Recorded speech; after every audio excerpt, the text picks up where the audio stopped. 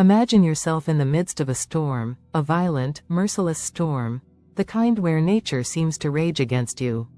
You're a Portuguese sailor, far from home, helpless as the ship creaks and groans under the pressure of monstrous waves. The wind howls and the sky is pitch black. The ship, nearly overwhelmed, seems doomed to sink.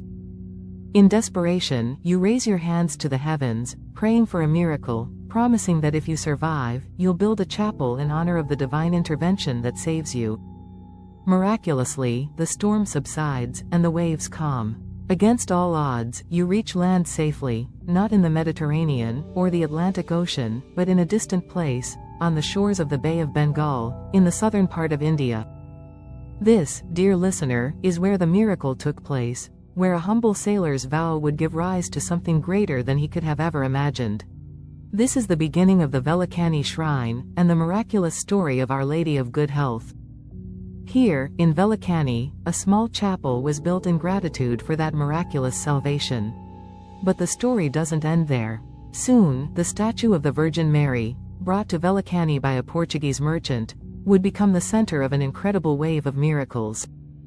People, from near and far, began to flock to this sacred place, seeking healing from ailments, both physical and spiritual.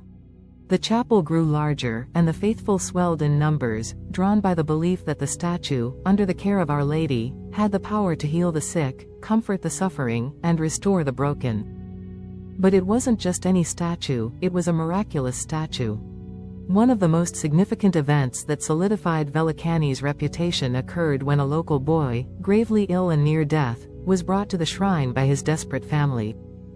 With fervent prayer before the statue, the boy was miraculously healed, and his recovery was nothing short of divine intervention. This event, like so many others, added to the growing legend of the shrine.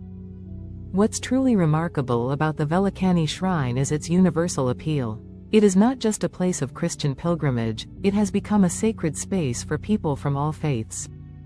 Hindus, Muslims, Buddhists, and Christians alike come to Our Lady of Good Health with hope in their hearts. Regardless of their background, they find solace in her grace, believing that her divine intervention has the power to heal both the body and the soul. Even in recent years, the miracles have continued. People continue to flock to Velankanni, with modern-day pilgrims sharing stories of miraculous recoveries from diseases and ailments that were deemed incurable. One woman, suffering from a terminal illness, reports that after praying at the shrine, her condition suddenly improved, an experience she attributes to the grace of Our Lady. What makes Velankanni so special is that it transcends religious divisions. The shrine, its miracles, and its message of hope and healing speak to the core of human spirituality. It's a symbol of compassion, divine intervention, and the shared human experience of seeking peace in times of struggle. Here, everyone, from all walks of life and all faith traditions, finds healing, hope, and strength. Today, Velankanni Shrine is known as the Lourdes of the East, attracting millions of pilgrims every year, especially during the annual feast day.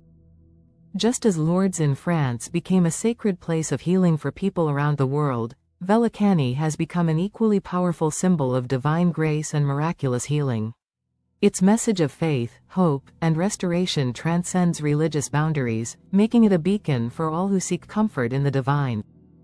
The story of Velankanni is not just a story of one sailor's survival, it's the story of a place where faith and miracles intersect, where hope is always renewed, and where healing is universal. It reminds us that miracles happen, that faith has the power to heal, and that, no matter our faith or belief, we are all connected by the shared experience of seeking light in the darkest times.